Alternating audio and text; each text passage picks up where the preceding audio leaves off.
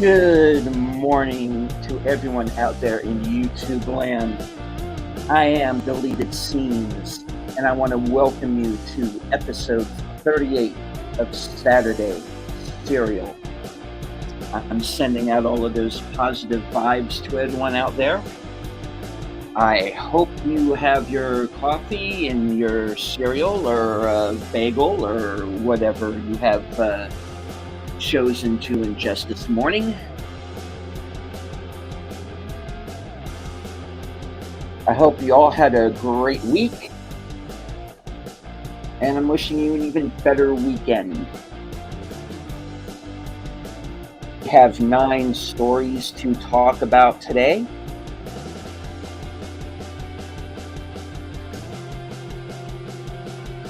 Including some casting news, a remake that I didn't see coming. And without further ado, let us start the show.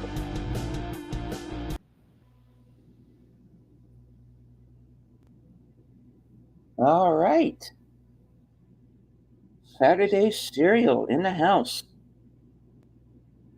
If you're listening, please share the link. We have if you enjoy the show, you like what you see, and you want to see more, we do have a PayPal link in the description. Every cent counts, and it does go to continuing the show.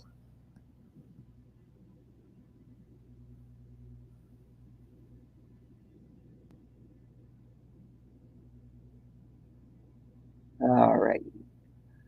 Thursday night, I saw the Alex Garland's latest horror film entitled Men, starring Jesse Buckley and Rory Kinnear. And while the acting is freaking outstanding, and technically it's top notch, it's got some great practical effects in it. Story wise, I'm a bit on the fence. And I don't know how to feel about it. It's one of those movies that you probably have to rewatch a few times before you understand all of the symbolism, and it throws a lot at you, especially in that last 20 minutes. And this is non spoiler. Um, I honestly don't know what to think about it. Uh, it's very much in the vein of early David Cronenberg, if that gives you any idea. There's one movie of his in particular that it reminded me of, and if you've seen Men and you get about an hour or so in, an hour or 70 minutes in, I think you'll know which movie I've got in mind. Uh, it almost becomes a different movie in a way because it's a slow burn. It's a slow burn movie. It's almost like it's like an hour of setup, and then you have the ending. It's very. Um, I did a review for it on my channel. And it's like I almost don't know if I almost didn't put one up because, like I said, I was intentionally kind of vague. A, I didn't want to give anything away, and B, I didn't know what my final thoughts really were. And when you're doing one of those just out of the theater type of videos, you haven't really processed everything yet, and and later on, you kind of get to think about things a little bit more, and your likes, your dislikes. But I had someone in the comments section actually compliment me by saying, "Wow, he's going to go see it now and judge it for himself," which is all I want everybody to do. Because like I said, it's not a movie. I didn't hate it. I didn't think I wasted my time watching it. I'm not sure if it really punched through for me in the way that I really wanted. But that's just my opinion. Like I said, I'm probably going to need a rewatch, but that's fine. I am planning to see Top Gun next week. I've really been looking forward to that one. Because you remember back in January, I believe, Matt and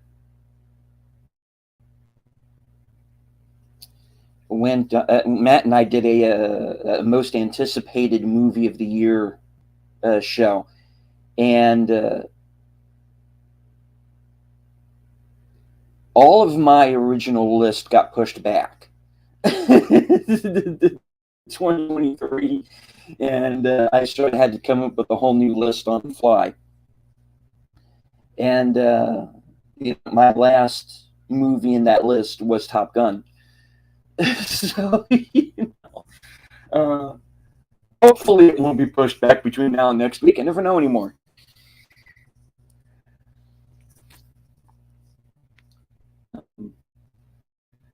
Okay, to those of you who are listening in the chat, if any audio or visual problems during the course of the show, of course, please let me know. Because those of you who have seen me on other streams know that my internet connection is at best a little squirrely. So if you see or hear any problems, please let me know. All right. We're going to, without any further ado, we're going to move on. All right. Put us up on Still Store here, Cambot. We are going to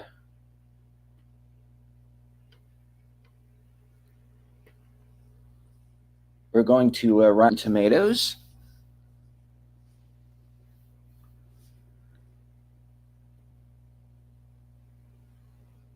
By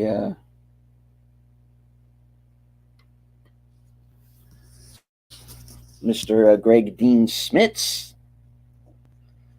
who has unknowingly rescued this telecast on a number of occasions. And we're going to go to our first story now. This is the weekly catch-up. Margot Robbie bets on another Ocean's 11 and more movie news. The League of Extraordinary Gentlemen gets a reboot. Channing Tatum stars in an adaptation of his children's book. And new projects for Ariana DeBose, Robert De Niro, Julianne Moore, and more. I see what you did there, Mr. Smits. All right, this week's top story, Margot Robbie bets on another Ocean's 11.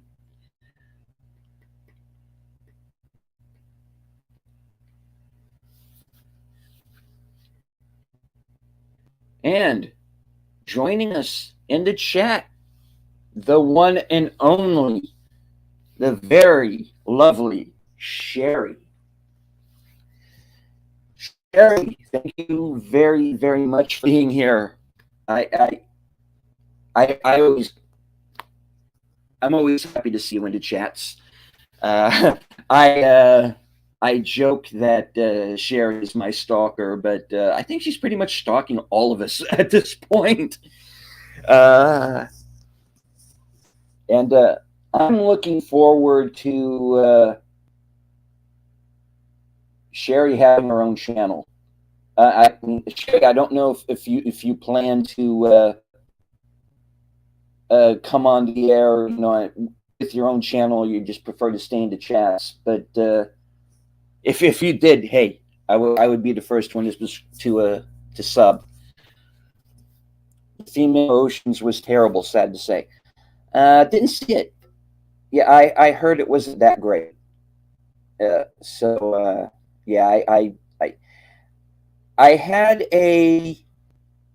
I kind of got a Ghostbusters 2016 hit off of it, which is why I didn't bother with it.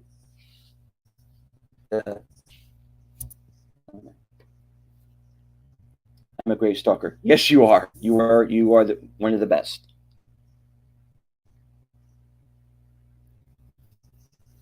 Pacific 414 in the house. Pacific does have his own channel. So after the show is over, not right now, after the show is over, look him up and sub to his channel. He's got some interesting content.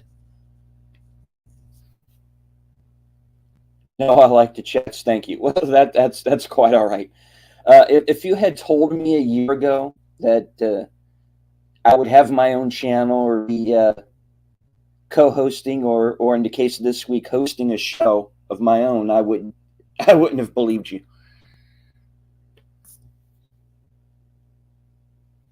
Good morning to Pacific.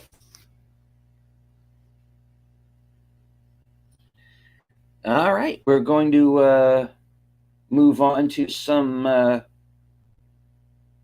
Margot Robbie news, and spoiler alert: this is not going to be the only story this week involving Margot Robbie. There's other news. All right, but first off, we're going to talk about we're going to have another Ocean's 11 film. Back in 1960, when Frank Sinatra, Dean Martin, Sammy Davis Jr., and other Rat Pack associates starred in the original Ocean's 11, there was probably no inkling among those involved that the film would someday inspire a whole franchise. Of course, Warner Brothers didn't immediately jump to a sequel, because first, there had to be Steven Soderbergh's remake, which did get 2 direct sequels, and then in 2018, the spin-off Ocean's 8, which Sherry was referring to, starring Sandra Bullock, Cate Blanchett, and others. All told, the Ocean's 11 franchise currently has 5 films, but that number will soon expand to movie number 6, with Margot Robbie now attached to produce and star in the next Ocean's 11 film. We know that the film will be set in the 1960s, like the original film, and in Europe, like Ocean's 12. But other details, like the number of criminals, or whether it's a prequel to the earlier films, are currently unknown. The film might also get its own title, but for now, it's entitled Ocean's 11. It's an untitled Ocean's 11 movie, that is being written by relative newcomer screenwriter Carrie Sloan for comedy director Jay Roach, whose Austin Powers, International Man of Mystery, had a swinging 60s vibe that might be suitable to this new film. Right. You're trying to put Margot into everything now: Barbie, Oceans, and Pirates of the Caribbean. Yeah, I mean, you have to think that she's probably being offered the female lead in every movie right now. I mean, she's big time right now. She's the hot commodity, and they're going to go to her for everything. So honestly, I'm not really surprised by that. I hope that she doesn't do a Pirates film. I hope they don't do a Pirates movie, period. I'm not going to go into the whole Johnny Depp Amber Heard thing. Enough channels there are enough channels covering that right now. I think Johnny got a raw deal. I'm going to be honest, and I haven't agreed with everything that Johnny Depp has ever said or done. As an actor, I like him. He has a lot of people around him who are hangers-on, and I think he needs to start cutting them loose. As far as Margot Robbie is concerned, yeah, she's going to be offered the lead and everything, and I'm, don't be an idiot. Take the role, take the job, take the money. But as far as Pirates is concerned, I don't think they should do another one. the Captain Jack Sparrow is character is so synonymous with those movies that I can't see it being seen. You know, judgment, and the movie flopped, and I gotta think it was in part because of that. And I'm sure that Ezra Miller's late shenanigans didn't help either.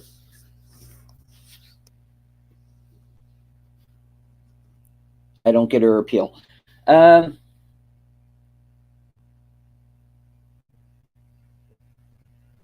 kind of do. I like her. Um,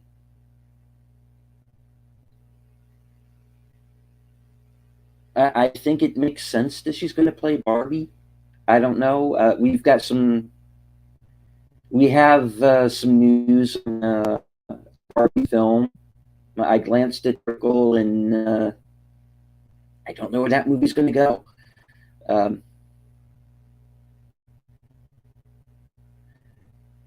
I like her. I thought she was really good in Once Upon a Time in Hollywood. Um,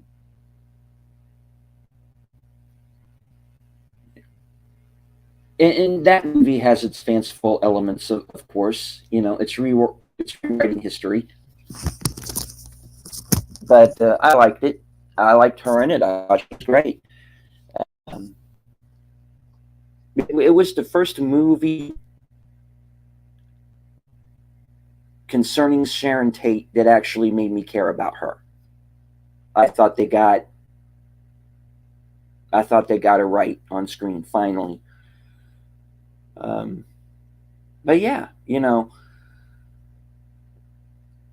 but hey, I'm not share your specific from your opinion. I'm just saying that she's the hot property right now, and they're going to try and put her into as many movies as possible. And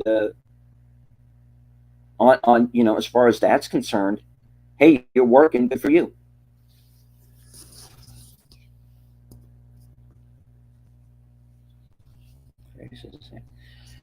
All right. Well, we're going to move on to our next story.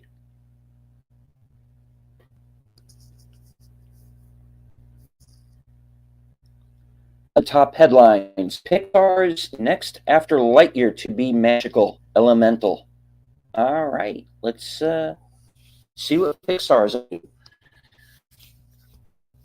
Of the animated Pixar films can be grouped together thematically, including the Toy Story franchise itself, which includes next month's Lightyear, and the fantasy comedies Coco, Luca, Turning Red, Inside Out, and Soul. Man. Greg, commas, not periods. Help me out here. It's early.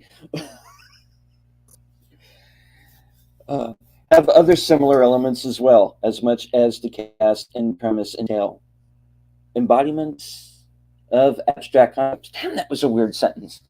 Emotions in Inside Out and Souls in Soul. Next year, we'll be getting another Pixar film with a similar premise called Elemental, set to be released June 16th, 2023. About a magical city where the citizens all represent one of the classical elements of earth, wind, fire, and water. Specifically, it appears to be a romantic comedy between, quote, a very fiery young woman named Ember and a go-with-the-flow watery guy named Wade. Elemental appears to be very punny. Not too punny. Elemental will be the next Pixar film from director Peter Sohn, who made his feature film debut with Pixar's The Good Dinosaur in 2015. But the voice cast has not yet been announced.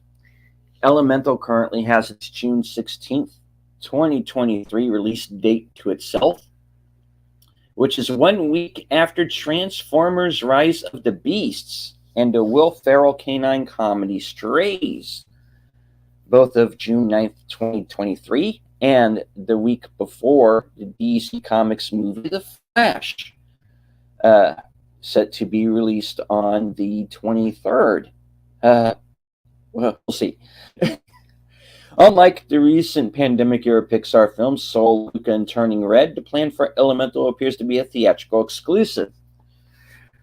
As June 16th, 2023 is the Friday before Father's Day. Okay, folks, any thoughts on Elemental?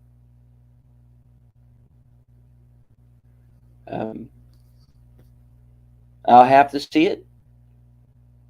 Sounds interesting. I hope they don't go too overboard with the puns, or it's going to be a long sit.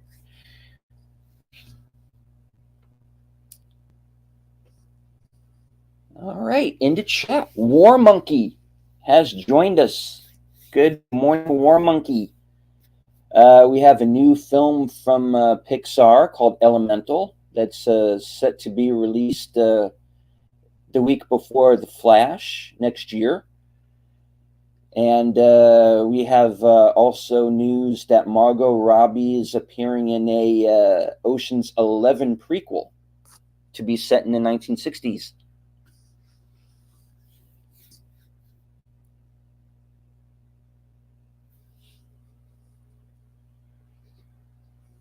I'll let you talk amongst yourselves for a moment.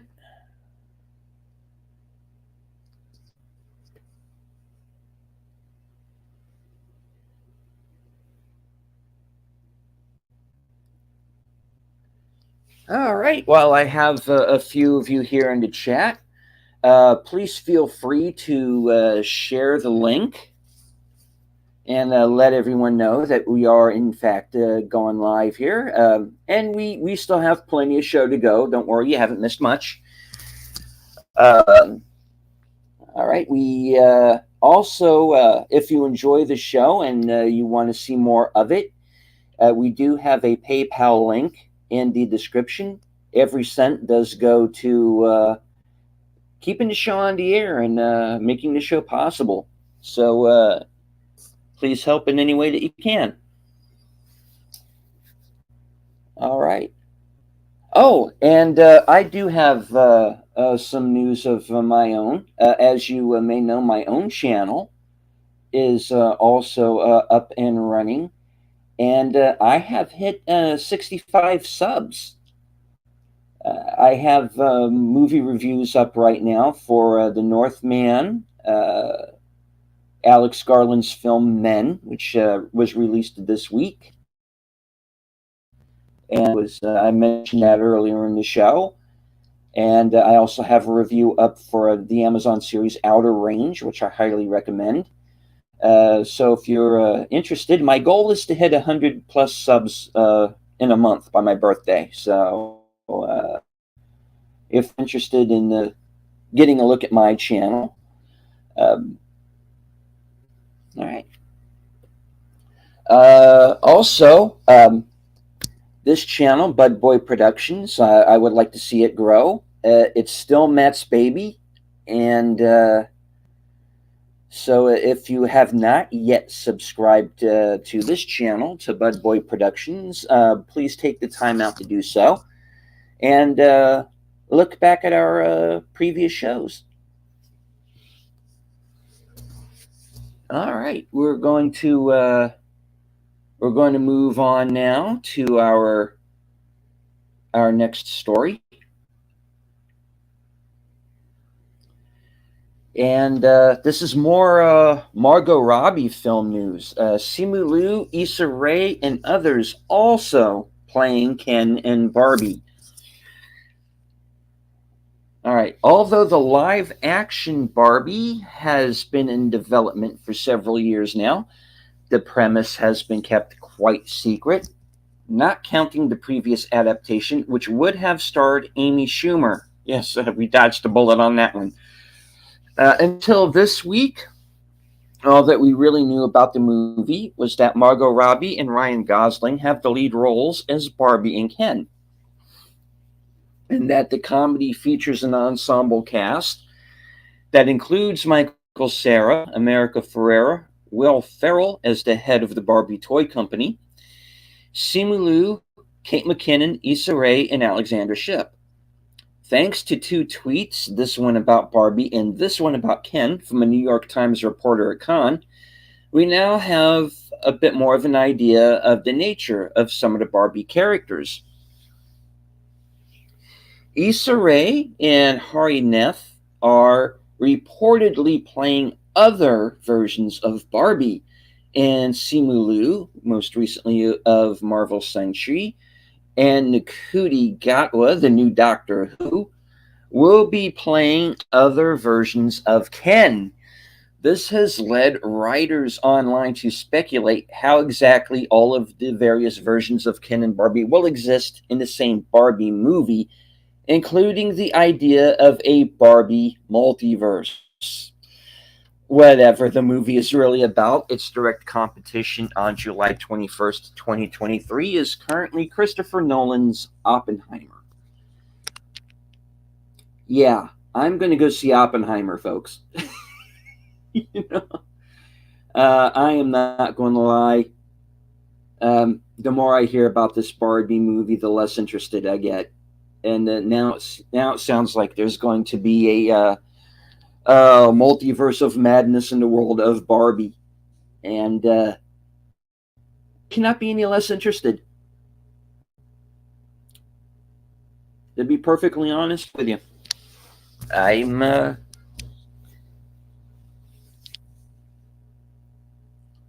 I mean, the leads are fine. You want to put Margot Robbie and Ryan Gosling together in a movie? Way to go! But now with this news that there's apparently something of a multiverse going on, yeah, no.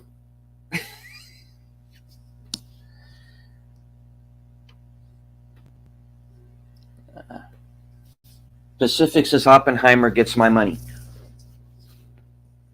Yeah. It's going to get mine too. Oppenheimer is one of my most anticipated upcoming movies. It is currently still shooting. Cillian Murphy playing Oppenheimer. Florence Pugh is in that movie as well as a large cast, including Matt Damon, Robert Downey Jr., and many others.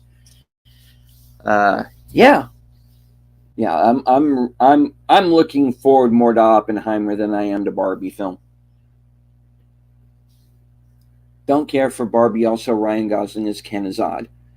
I'll be honest. I can see it. I can see casting him as Ken. Maybe if they had done it maybe a little earlier on, perhaps. Yeah, like I said, I'm not really in a hurry to see this movie.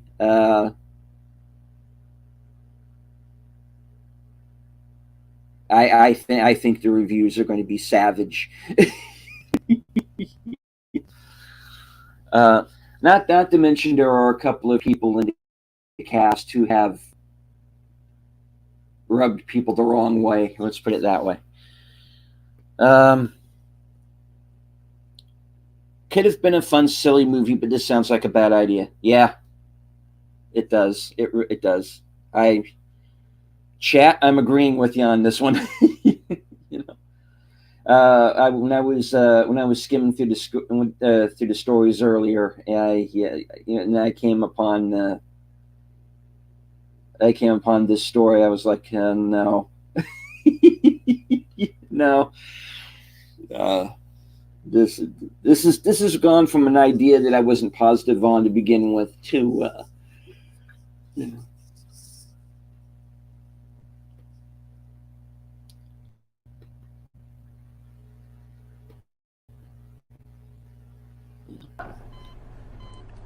Why? Yeah. that was my thought exactly. Oh man. Anyway, all right. Well, we're going to forget about this one. We're going to move on to our next story, which will hopefully be Better news. We need to talk about Julianne Moore's next movie. All right. Let's see what Julianne Moore's up to.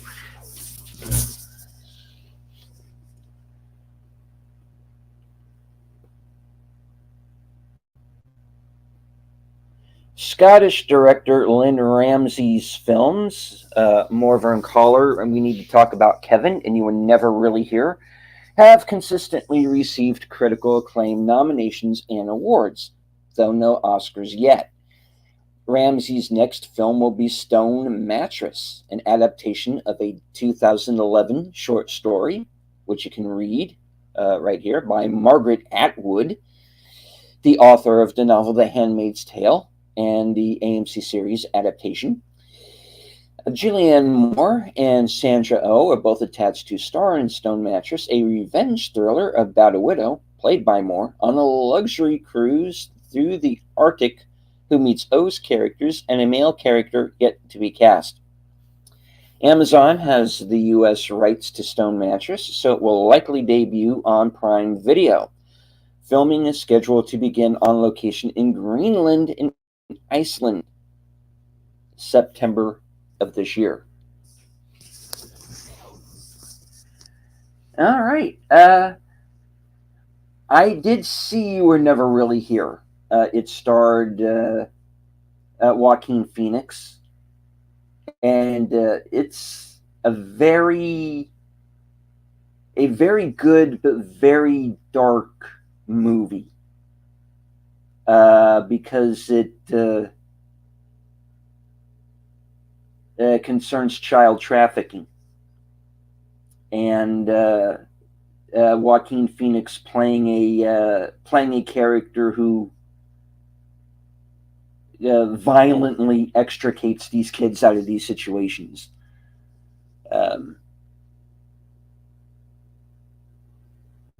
Very interesting movie. He's outstanding in it.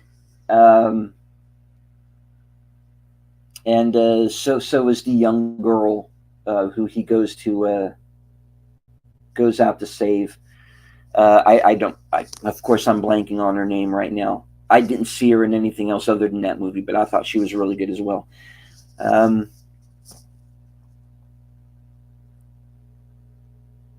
I saw the Handmaid's Tale movie that they did in the early '90s. Didn't care for it.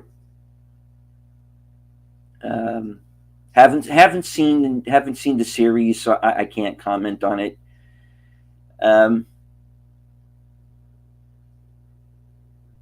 The SJW seem to rally around Margaret Atwood.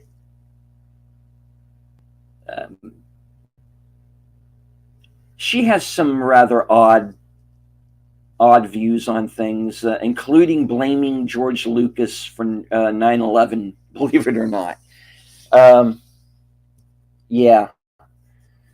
So hopefully this movie will be more Lynn Ramsay and less Margaret Atwood. But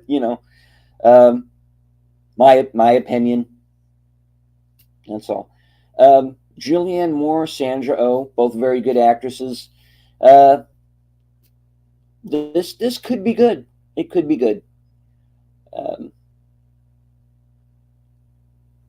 So we'll see. So, chat. Do you have any thoughts? Have you seen *Handmaid's Tale*? What do you think? Have you seen any of Lynn Ramsay's previous movies?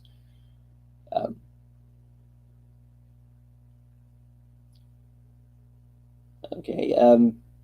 We need to talk about Kevin, starred Tilda Swinton and Ezra Miller. And based on what I know of that movie, I haven't seen the whole movie straight through. I've seen bits and pieces through the years. I think he's still in character, or thinks he is. Oh man, that kid is such a train wreck. But I'm not going to sit here and discuss Ezra Miller all morning. I'm probably already starting to lose you. All right. Well, we're going to move on now to our next story. The Hunger Games prequel casts young Coriolanus Snow. All right, let's see. When Jennifer Lawrence was first cast in The Hunger Games in 2011, she was mostly known for the award-winning drama Winter's Bone, as X-Men First Class was still a few months away from release. Lionsgate and Francis Lawrence, who directed all of the Hunger Games films except the first, appear to be striving to discover another rising star for the prequel The Hunger Games, The Ballad of Songbirds and Snakes, set to be released in November 17th, 2023. The lead role of the young Coriolanus Snow, played in the original films by Donald Sutherland, will be played by the 27-year-old British actor Tom Blythe, whose latest highest profile role currently is as the lead role in the epic series Billy the Kid. In the prequel, the 18-year-old Coriolanus Snow will become the mentor of the girl tribute from the impoverished District 12, the future home of Katniss Everdeen. All right, so Hollywood is dipping back into the Hunger Games well with the spin-off.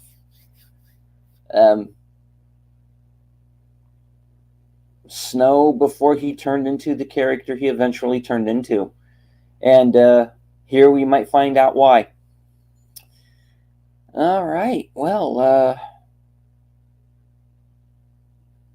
I gotta tell you, to be honest, I mean, I haven't seen all of the Hunger Games movies, so I have some catching up to do. I haven't read any of the books past the first two.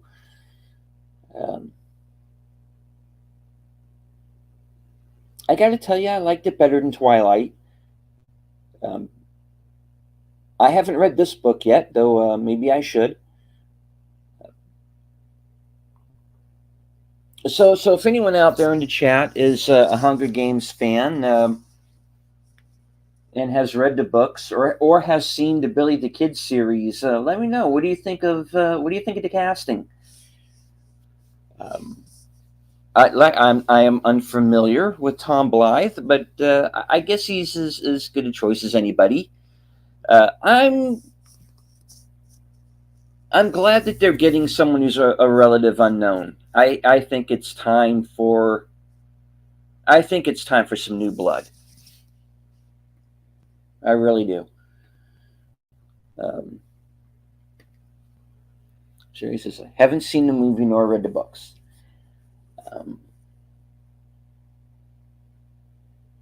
I thought the first movie was pretty good. I really did. The second one is also good. Not as good, but it kind of takes a little too much time getting where it's going, but I still liked it. Now, they took the third movie and they split it into two films. So the third movie I thought was basically just a lot of filler. It didn't really accomplish anything, in my opinion. So the fourth movie I haven't seen, and I haven't read the third book, so I don't know how. To this day, I do not know how it ends. You know?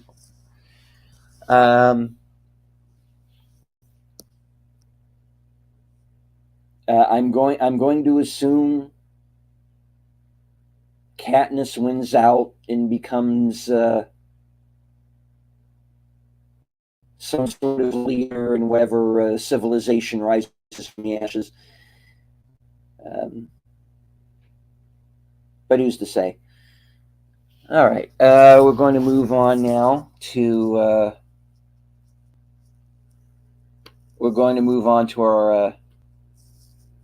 our next story. And I was very surprised by with this news.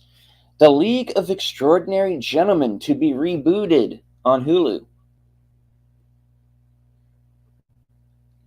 Comic book writer Alan Moore is the author of hundreds of stories which are widely acclaimed, but adaptations of his comics have a spottier track record, ranging from highs like V for Vendetta and Watchmen to lows like From Hell and Constantine.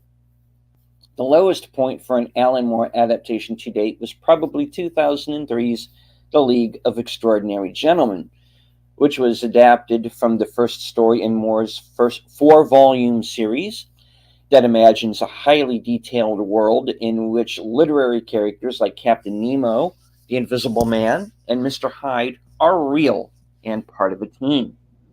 Showtime eventually had much more success with their similar series, Penny Dreadful.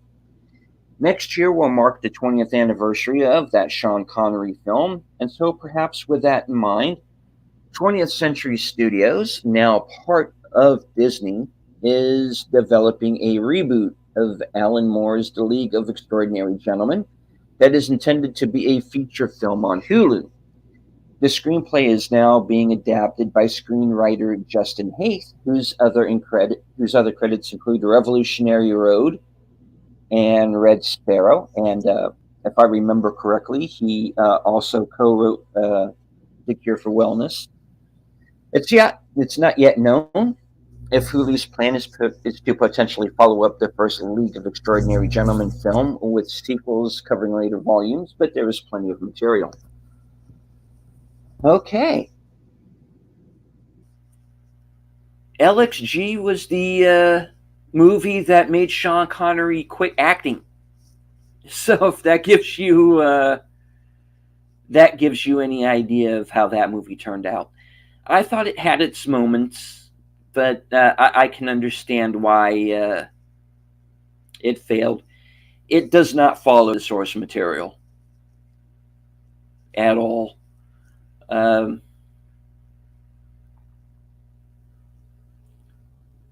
But maybe this will. I'm very curious to see if Fu Manchu is going to be the villain. Because in the first League of Extraordinary Gentlemen story, Fu Manchu is the villain, and that's not a very popular character to depict right now. So I'm curious to see how that goes. The Connery film went with Professor Moriarty as the villain. A spoiler alert for an almost 20-year-old movie, but yeah, I'm not in a hurry for this, and no one asked for it. If they stick closer to the source material, it could be interesting. It really could. But and I would be very curious to see how they cast it, especially now. So chat. Does anybody remember the 2003 film? Have you read the graphic novels? I'd be curious to see what anybody thinks. Do you have any? Are there any Alan Moore fans out there in general? What was your favorite Sean Connery movie? Let me know in the chat.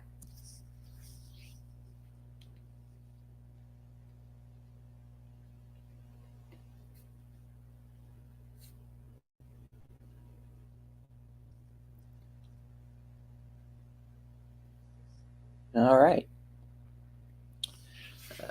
Going to go on to our next story here. Kit Harington to portray Frankenstein author's monster. All right.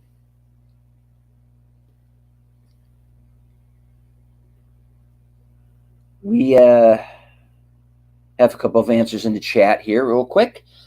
The lovely Sherry says, "I love The Rock starring Connery." So did I. He's basically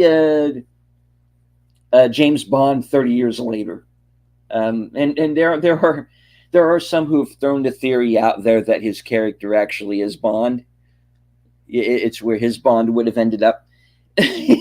which is a theory I have fun with whenever I watch that movie. But the Rock is a fun one. I'm a big fan of that movie. I think it's one of Michael Bay's best movies for sure. The Hunt for Red October. Yes, The Hunt for Red October is a very good one as well. Um, Russian submarine captain with a Scottish accent. It's very fun. They did just let Connery be Connery. It was good. And I still think that Hunt for Red October is the best of the Jack Ryan films.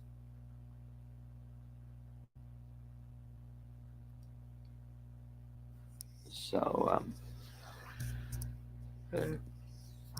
the John Krasinski series, I saw the first episode out of it. I thought it was fine, but I never got back to it.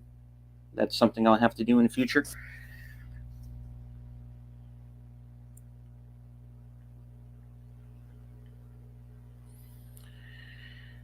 All right. Well, we have this next story here, and it looks like Kit Harington, who of course was Jon Snow in Game of Thrones, is going to be doing a Frankenstein film. All right, let's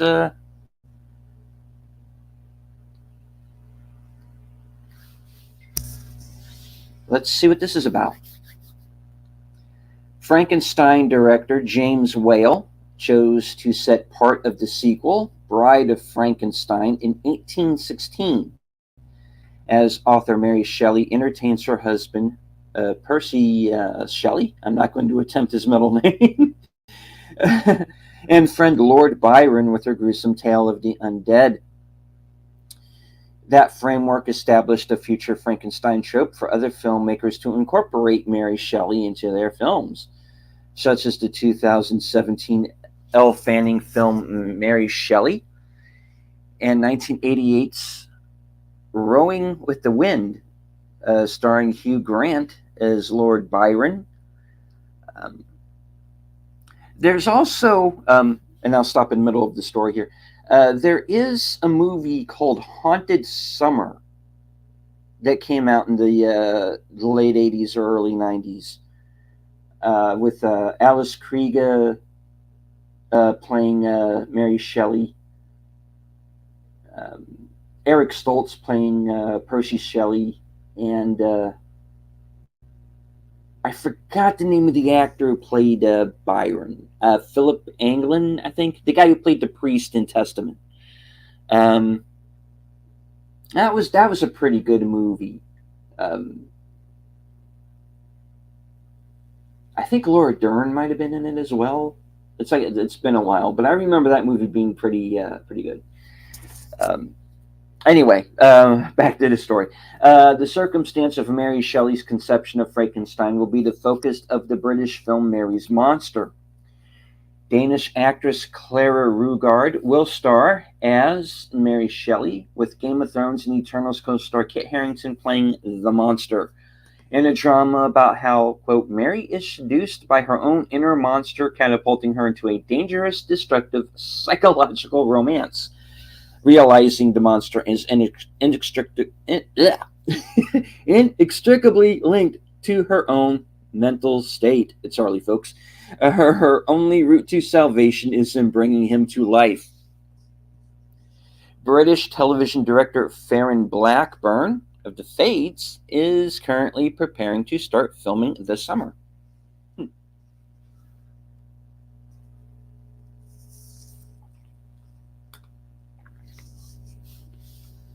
All right. Well, this could be an interesting one. Like this is obviously a story that's been told a few times, but they're doing something different with this, and I like that. They're taking something that's been done before, and going at it at a new angle. I'm curious about this movie. Yeah. I'm going to keep my eye on this one. I'm going to give this one a look.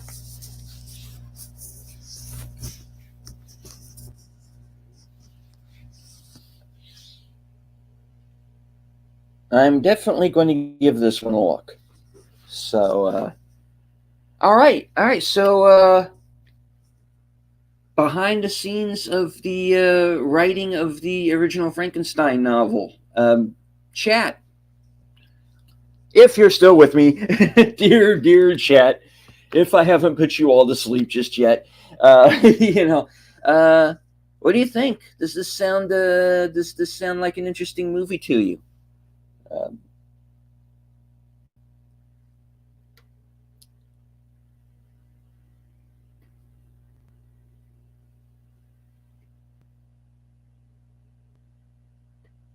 all right, we're going to move on to our next story. Channing Tatum to star in adaptation of his children's book. Okay, I was not aware that he wrote a children's book, but apparently he has. And all right, let's find out about it. Last year, actor Channing Tatum expanded into a new field as the author of a best-selling children's book called The One and Only Sparkella. Tatum is attached to produce and star adaptation of the book that is being produced for which is now also part of it. Tatum will play the father in the book's story, but the title character of Sparkella hasn't been cast yet. Channing Tatum is also attached to star in a film called Pussy Island, which will be the feature film directorial debut of the band star Zoe Kravitz. Tatum's co-stars will include Naomi Ackie and Simon Rex. Ackie will play a Los Angeles waitress who sets her sights on a super wealthy tech industry mogul, played by Tatum. Okay, well, I was unaware that Channing Tatum had a children's book, but here we are, and we're getting a film.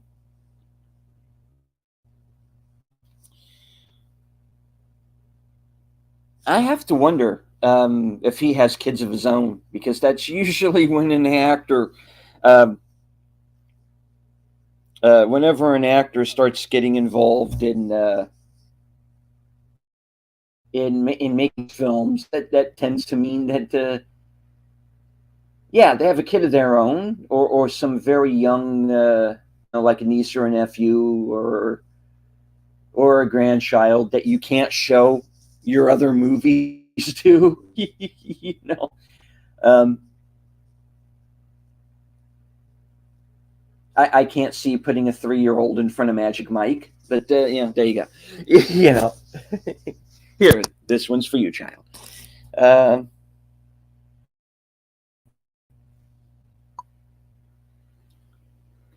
so okay, Sherry, some knowledge. Yeah,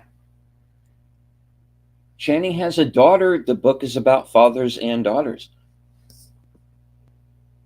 Nice. Okay, that's cool. That's great. Um,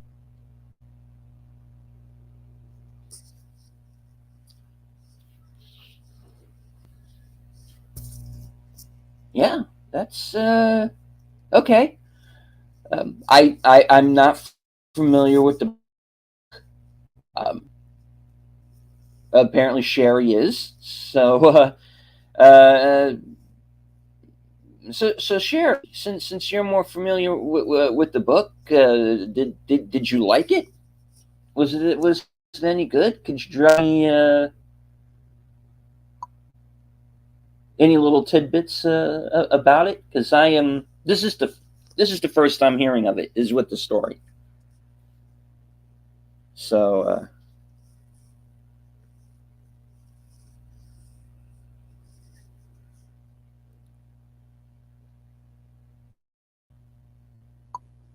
okay, we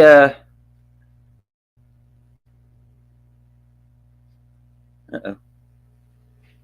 Hold on, I'm having a bit of technical difficulty here, folks. Give me give me a minute to backtrack here.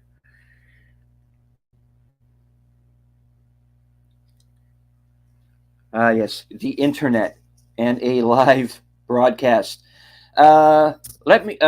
Speaking of which, let me know in chat if you can still hear me. If you're having any visual problems with the broadcast, let me know. Okay. We had Pacific 414 with us in the chat. He does his own channel. If you're not subscribed to him, I would highly recommend that you do so. He has some interesting content. I'm going to drop his link in chat.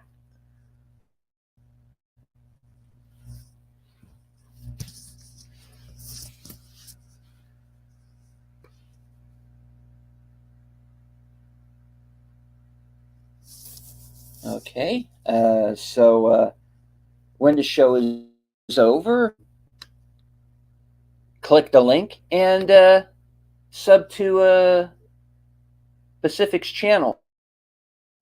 So if you're still if you're still in the chat with us, as soon as I can get the decent working webcam, I would still very much like to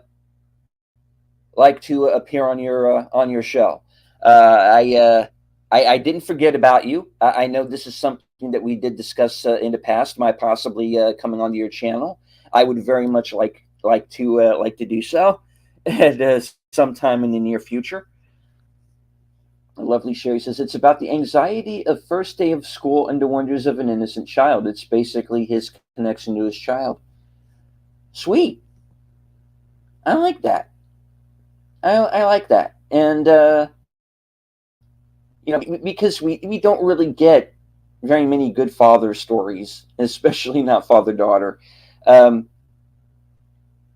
Okay, yeah, my interest for this one just went up 1,000%. And it could be a good family film, and we don't really get those. We don't really get those anymore. So okay, the one and only Sparkella, written, produced, and starring by Channing Tatum. I'm going to keep an eye on this one. This is definitely going to be on the. This is definitely one for the watch list. Appreciate that. Deleted scenes. No, hey Pacific, no problem, man.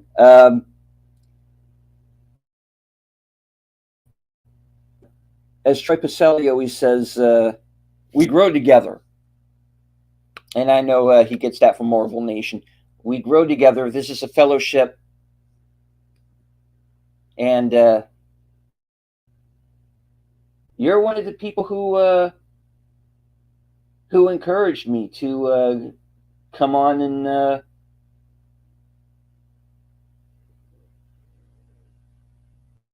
not just lurking, but actually being part of the show. So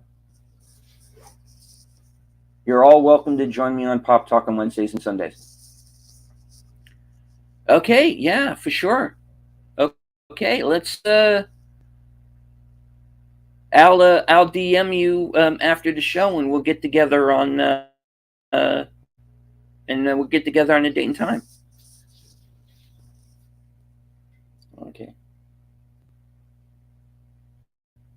I'm going to put Pacific's link back up in the chat here for a while, and let the people who are incoming to the chat, and those of you also lurking, or who might be watching us on the replay.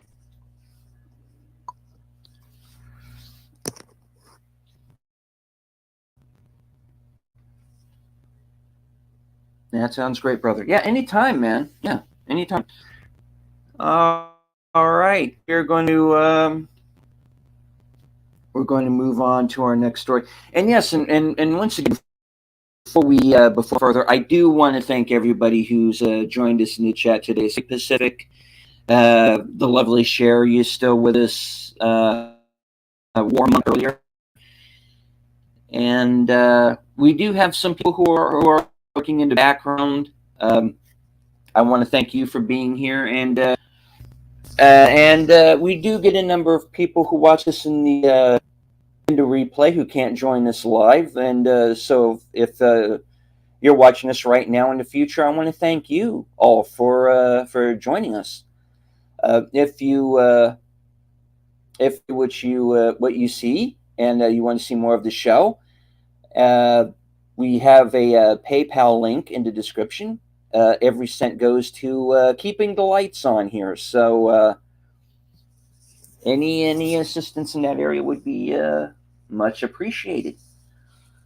All right. Have a few more stories here before we wrap things up. And we're going to move our next story. West Side Story Oscar winner Ariana DeBose joins Chris Pine's Poor Man. All right. In the months before filming of the next Star Trek, set for Christmas of next year, I wonder if the cast is aware of that. But anyway, moving forward. Chris Pine will be otherwise busy making his film directorial debut with a Los Angeles set drama called Poor Man, which he also co-wrote and will also star a title character. Other co-stars will include Danny DeVito, Annette Bening, and as of this week, Academy Award-winning West Side Story breakout star Ariana DeBose, and Jennifer Jason Leigh, who received an Academy Award nomination for her role in Quentin Tarantino's The Hateful Eight, filming in Los Angeles in June. Okay, yeah. Chris Pine, directorial debut, and he's rounded up quite a cast. Ariana DeBose was, in my opinion, the best part of the West Side Story remake. So yeah, all right. I'm curious to see what she's going to do in this movie as well. I'm pretty much so far a fan of everybody involved in this one. So yeah, okay, another one for the watch list.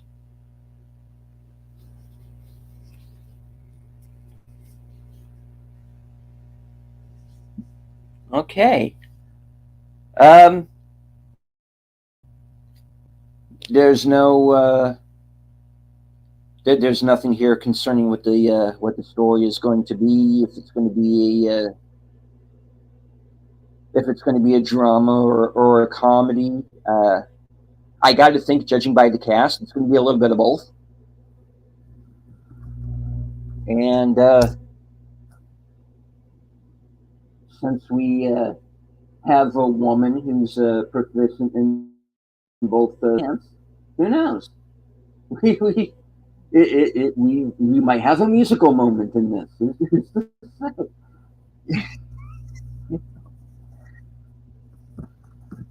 Okay. Uh, Personally, I'm curious about this one. Well, this is going to be another one for the watch list. We'll keep an eye on it.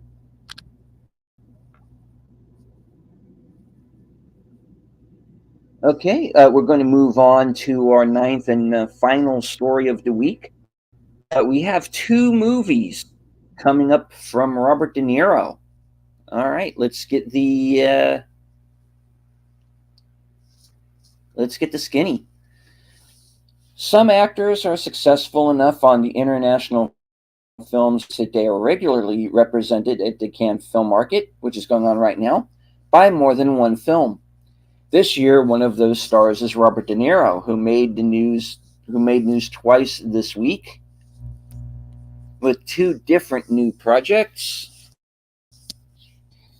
that both made headlines within hours of each other on Wednesday.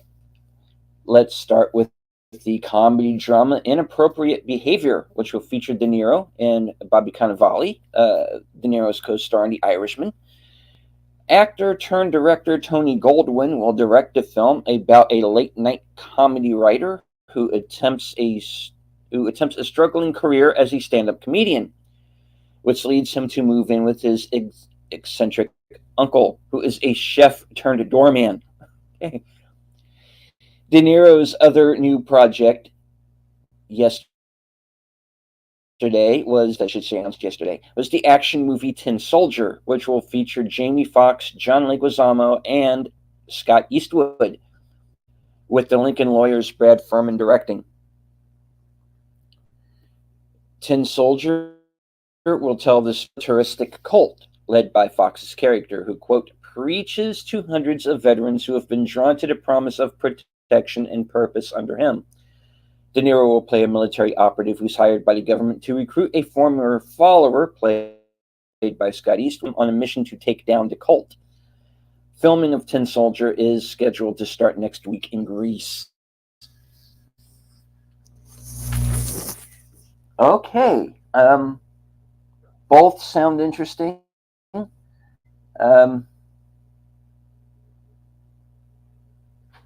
Robert De Niro of late, in my opinion, has been something of a caricature of his former self. He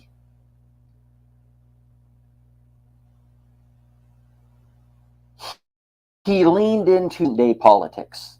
Let's put it that way, without going too far into it. And I haven't watched a lot of his most recent movies. I really haven't. You know, I want like 1970s De Niro back. You know, Godfather 2, Taxi Driver. You know, that was the guy I dug. That was the De Niro that I was a fan of. The guy that we're seeing now, I don't know who that is. But and both of these movies honestly sound interesting. I'm not going to run out to see them, but you know, there are ways around that. You can ride the high seas, ye mateys, yo. Savvy, arg. It's a pirate's life for me. No, I am not encouraging that. We are not encouraging riding the high seas. To speak. Okay. Well, those were. That's the last of it. That was the weekly catch up. Once again, written by Mr. Greg Dean Smits of Rotten Tomatoes.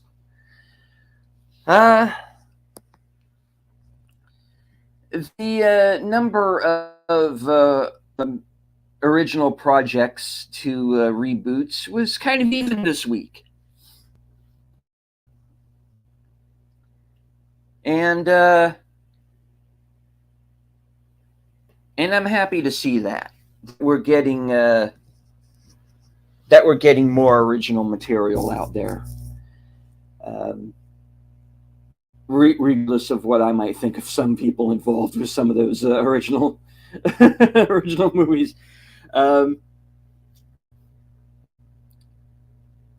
So yeah, chat. What did you think of the stories this week? Is there anything that you're looking forward to? Is there anything coming up that you are looking forward to? I'm definitely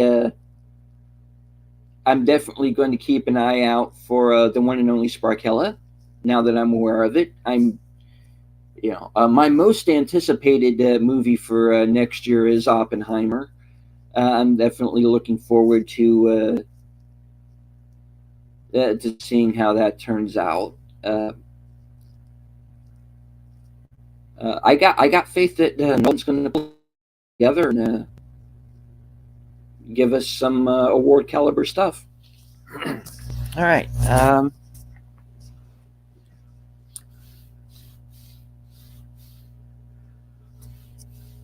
So, all right. Coming up later this week is Top Gun Maverick, the 30 years sequel, of course, to the 1980s hit.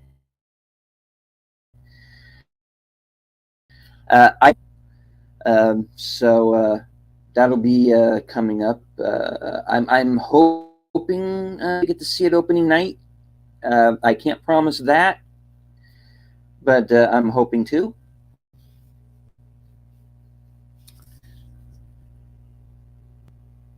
The lovely Sherry says Oppenheimer is the thing that seems interesting so far. Yeah, it's definitely the one that I'm the most interested in personally, as I said. Yeah. Um, we're also going to have Blue Beetle coming up, and those of you who are a fan of the Latino Slants channel, Paulie has mentioned Blue Beetle on a number of occasions. One of the actors from Cobra Kai has been cast as the lead in that film. I'm looking forward to that one as well.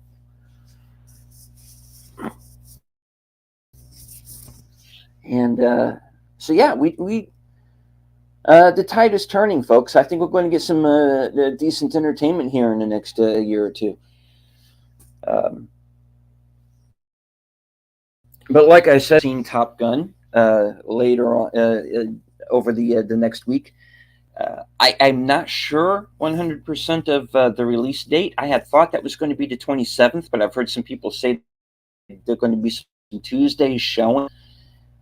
So if there is one in my town, and I will do my best to get to it. Um, I'm going to drop the link to my channel, and those of you who have not yet subbed or maybe haven't my latest videos. I'm doing shorts for now. So I am planning to do some live streaming later on. I'll let you know exactly when I'm going to do so, and hopefully I'll be able to bring some of you on as. So I'm going to drop the link to my channel. I recently passed 60 subs, and my goal is to hit 100 plus by my birthday, which is going to be on the 20th of next month. So, lovely Siri says May 27th gun. Okay, cool. That was the date I had heard too. So yeah. Okay, and there of course is the link to my channel. So those of you who maybe didn't know that I had a channel of my own, or haven't had a chance to see any of my latest videos, or if you're just curious, and yeah, like I said earlier, we grow together. So I'm not afraid to do a little self-advertising. Okay. All right. So I think I'm going to start wrapping this up here. Our friend Brandon, the anime guy, has his regular program, Saturday morning program. So if you are a fan of me, I would highly recommend checking out his channel. and if I type a little faster, I will put his link in the chat. I'm going to be appearing on Pulp Culture Minefield Show at 1 p.m. Eastern Standard Time. My pal Jedi Bill 797 is going to hold a watch party for his Saturday Action Theater, and today that would be the 1967 Lee Marvin World War II film, The Dirty Dozen, one of my favorite personal movies of all time. So I'm definitely going to be over there and in the chat for that. If possible, I might even get a chance to hop on and co-moderate with them. I'm going to be appearing on Rambling Canucks Karaoke Saturday night at 10 p.m. And I will be appearing on Jedi Bill's After Show. So stay tuned to my Twitter, and that is at deleted_scenes1 for you'll find out what I'm up to, where and when, and I'll give you all the details there. So I want to thank everyone who joined us here today. The lovely Sherry, Pacific 414, War Monkey. You guys helped keep the show going. Thank you for all of the sites that you added to the show.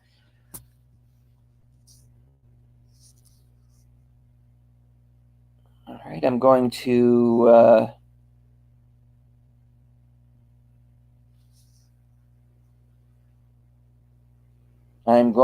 drop the link to Brandon's show here in the chat. So when we're done here in just a moment, you can move on over to his channel, because I know he's going to be starting shortly.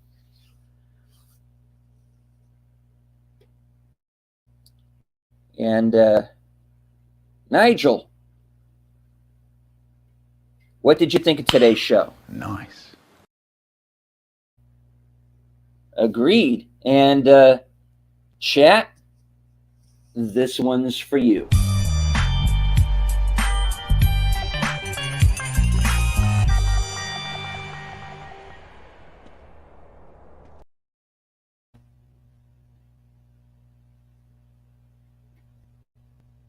All right. Okay. Pacific 414 is looking forward to Top Gun Maverick. Oh yeah, so am I. The early reviews that I've been hearing have been pretty good. So yeah. Plus, there's a lot of things that they can do technically that the 80s film couldn't do. So I'm looking forward to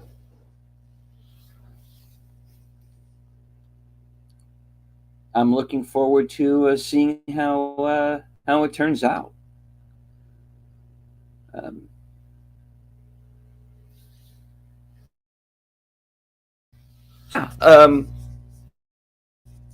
Before we have links for my channel, Deleted Scenes, for Pacific's channel. Also have links to Brandon the Anime Guy. Well, it's going to be Brandon's show is going to be starting here in a couple of minutes, and so I'm going to wrap it up and go over there, and I'll see you in the chat. I want to thank all of you much for being here and joining me today.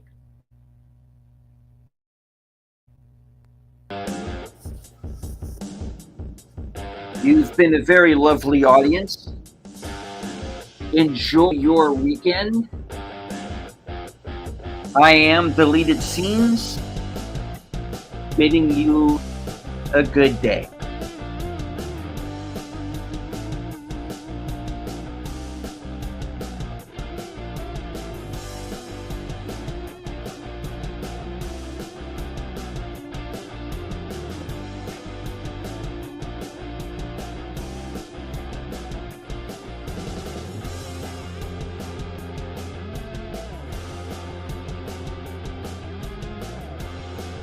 Thank you, Pacific. See you there.